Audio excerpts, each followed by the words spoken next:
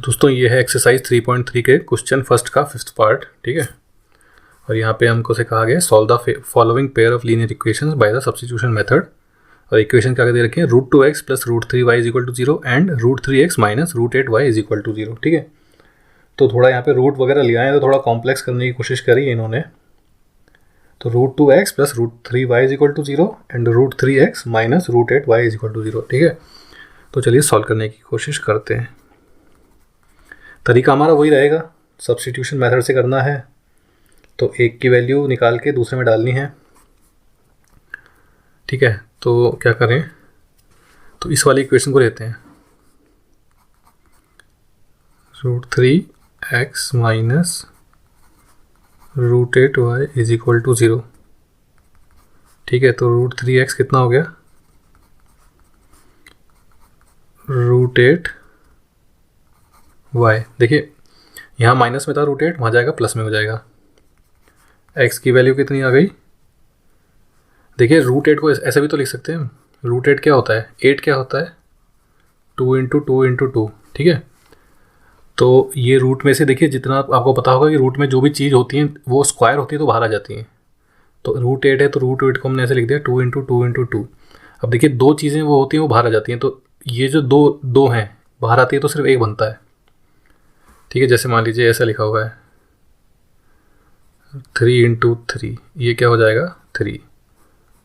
तो ये 2 3 था, ये बाहर आएगा तो सिर्फ एक 3 बन जाएगा और रूट हट जाएगा, ठीक है। तो इसी तरह तो ये जो दो हैं, ये दो हैं, इनमें से एक 2 बाहर आ जाएगा और ये जो 2 था ये रह जाएगा। तो √8 को हम लिख सकते हैं 2√2, ठीक है। तो चलिए इस √8 को लिख देते हैं हम 2√2 डिवाइडेड बाय √3 × y। ये वैल्यू आ गई हमारी x की। हम कह देते हैं now putting this value of x in equation. देखिए इसमें से निकाली तो इसमें डालनी पड़ेगी, √2x + √3y = 0। देखिए √2x है लेकिन x की वैल्यू तो हमने ये निकाल ली, 2√2/√3y + √3y = 0। देखिए √2 × √2 कितना होता है, √2 × √2 होता है 2, ठीक है। तो ये 2√2 × √2 कितना हो जाएगा, 2 × 2। देखिए एक 2 तो है ऑलरेडी हमारे पास, और ये √2 × √2 दूसरा 2 हो जाएगा। तो 2 × 2 × y डिवाइडेड बाय √3 + √3y = 0, ठीक है। अब हम यहाँ पे एलसीएम ले लेते हैं, √3। देखिए एलसीएम लेने का तरीका जैसे मैंने आपको पहले बताया था, एलसीएम कैसे लेते हैं कि दोनों जो टर्म्स होती हैं, जैसे हमारे पास a/b + c/d है तो b × d हो जाता है। अब ये b × d इससे डिवाइड होगा, जो क्वोशंट आएगा उससे इससे मल्टीप्लाई होगा, फिर ये इससे डिवाइड होगा, क्वोशंट आएगा वो इससे मल्टीप्लाई होगा, ठीक है। तो ये देखिए इसके नीचे कुछ नहीं तो 1 मान लेते हैं। तो हमारा जो एलसीएम कितना आ गया, √3 आ गया। अब √3 को √3 से डिवाइड करेंगे तो 1 आएगा, 1 को इससे मल्टीप्लाई करेंगे तो क्या बन जाएगा, 2 × 2 = 4, तो ये बच जाएगा 4y। अब ये √3 जो है ये 1 से मल्टीप्लाई होगा तो कितना बन जाएगा, 1 बन जाएगा। तो √3 × √3 कितना हो जाएगा, 3y = 0। अब ये जो √3 यहाँ डिवीजन में है, देखिए इसको यहाँ भेज देते हैं तो ये हमारे पास हो जाएगा। और ये 4 और 3, एक मिनट इसको चले ऐसे लिख लेते हैं, 4y + 3y = 0 × √3, ठीक है। कोई दिक्कत नहीं यहाँ तक। 4 और 3 कितने हो गए, 7y = 0। 7y = 0 आएगा तो y की वैल्यू कितनी होगी, देखिए 7 × y = 0 है तो y की वैल्यू कितनी हो सकती है। देखिए 7 तो 0 है नहीं, तो इस पूरी चीज़ को 0 कौन बनाएगा, ये पूरी चीज़ जब भी 0 बनेगी जब y 0 होगा, क्योंकि 7 × 0 = 0 होगा ना, y की कोई भी और वैल्यू होगी तो ये चीज़ 0 नहीं बनेगी। इसको 0 बनाने के लिए y को 0 होना पड़ेगा, क्योंकि 7 तो 0 हो नहीं सकता, वो एक कांस्टेंट है।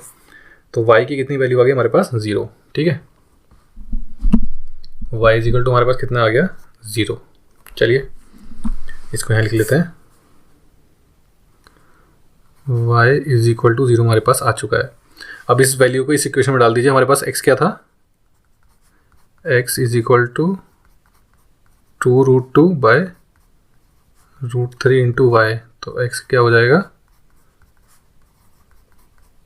2√2 डिवाइडेड बाई √3 इंटू 0। और किसी भी चीज़ को 0 से मल्टीप्लाई करते हैं तो वो 0 बन जाती है। ठीक है, तो हमारे पास सॉल्यूशन क्या आ गया, x is equal to 0 and y is equal to 0। तो हम कह सकते हैं hence solution of equation √2x plus √3y is equal to 0 and √3x minus √8y is equal to 0 is x is equal to 0 and y is equal to 0। इसका solution है। चाहे तो आप वेरीफाई कर सकते हैं, √2x plus √3y is equal to 0, और दूसरी इक्वेशन क्या थी, √3x minus √8y is equal to 0। देखिए x की वैल्यू 0 है, तो √2 into 0 plus √3 into 0 is equal to 0। यहाँ पे वैल्यू डाल दीजिए, √3 into 0 minus √8 into 0 is equal to 0। ये 0 हो गया, ये 0 हो गया, तो 0 plus 0 is equal to 0 and 0 minus 0 is equal to 0। 0 में 0 जोड़ेंगे कितना बनेगा, 0 is equal to 0 and 0 minus 0 is 0। तो ये जो वैल्यू है, सॉल्यूशन है, x is equal to 0 and y is equal to 0, दोनों इक्वेशन को सेटिस्फाई कर रहा है। तो हमने वेरीफाई भी कर लिया कि हमारा आंसर सही है।